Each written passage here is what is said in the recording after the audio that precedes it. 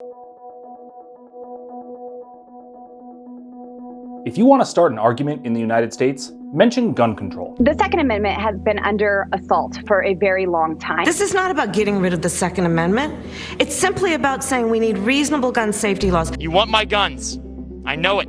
Hell yes, we're going to take your AR-15. I almost feel like we're all being punished for having firearms. However, there is one form of gun control that a majority of Americans, including gun owners, agree on. It's what's known as an extreme risk protection order, or a gun violence restraining order. But you may have heard these laws referred to by a different name. Red flag law. Red flag laws. I have called for red flag laws. Red flag laws. I think these protective orders have a lot of hope to solve some of these cases. 19 states already have red flag laws in place, and the core idea is to give authorities a way to limit access to guns for people who are believed to be at high risk of harming themselves or others. If you're threatened to harm yourself or somebody else, you shouldn't have access to any weapon. When the system works, once a protection order is placed, the individual at risk won't be able to purchase any new firearms, and if they already own one or more guns, those may be temporarily confiscated. And that's an important distinction to make here.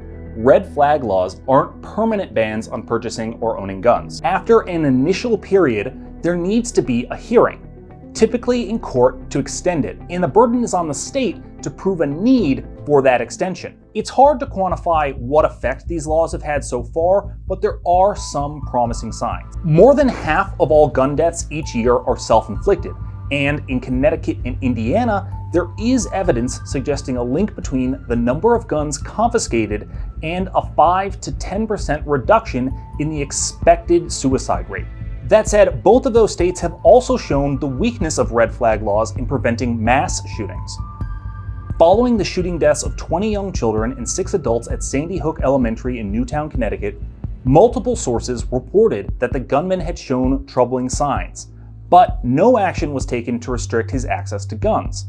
And more recently, a gunman who took the lives of 8 people at a FedEx facility in Indiana was referred to law enforcement, interviewed by the FBI, and had a firearm confiscated back in March 2020. But law enforcement did not pursue the red flag laws beyond the initial hold, so the gunman was able to legally purchase new weapons just a few months later, which he used in the attack in April.